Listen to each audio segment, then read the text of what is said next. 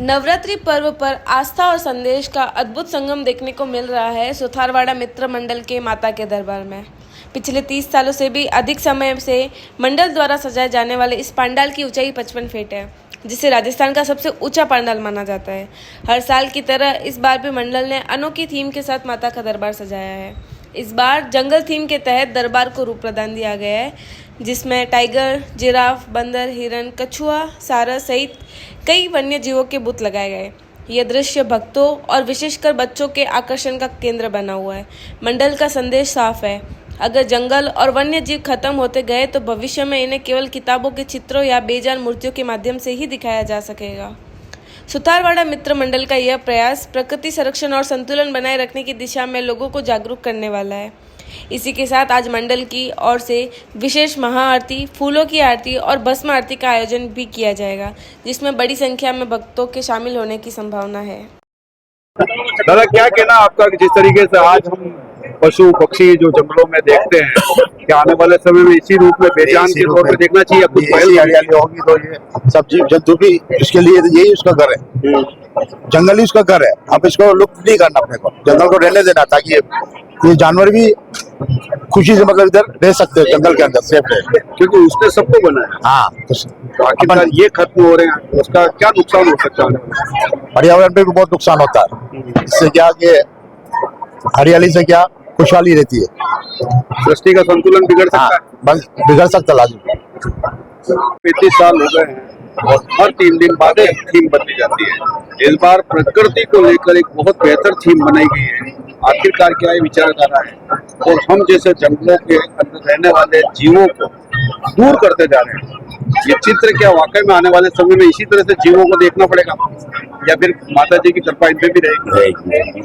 मैं 33 सालों से हम ये अभी जो ग्रीनरी, जो ग्रीन थीम रखी है हमने, जंगल थीम जिसको बोलते हैं, उसमें हमने अभी आर्टिफिशियल वाले जो पशु पक्षी होते हैं, जैसे इसमें टाइगर भी हो गया या बंदर भी हो गए, तो हमने आर्टिफिशियल वाले इस गुफा में लगाए हैं, इस झांकी में लगाए हैं। हम यही चाह रहे हैं कि जिस तरह से ये एक जन चेतना का हम संदेश देना चाह रहे हैं, भाई ये ग्रीनरी हर जगह रहे और जो पेड़ कटता है वो आ रहे हैं। अब इसी माता जी ने सद्बुद्धि दे, जो लोग ये चीज कर रहे हैं, उनको सद्बुद्धि दे के ऐसा जीवों के प्रति भी थोड़ी सद्भावना रखते हुए इस जंगल को ना कटाई करते हुए, और प्रशासन से भी ये कि जंगल अगर कटाई हो रही तो उनके खिलाफ सख्त से सख्त कार्रवाई करें। और ये जंगली जानवर भी हमें आने वाले समय में जिस तरह से हमें आर्टिफिशियल दिखा है, तो हमें कहीं जहाँ ग्रीनरी में तो हमें असली में दिखने को मिले। क्या कुछ रहेगा आने वाले दिनों में? कल क्या विशेष है? कल अष्टमी है, तो हर वर्ष की भांति हम लगभग 33 सालों से सबसे बड़ा जश्न का प्रोग्राम, या जश्न कहे या जो उत्साह कहे, उत्साहित प्रोग्राम रहता है हमारा।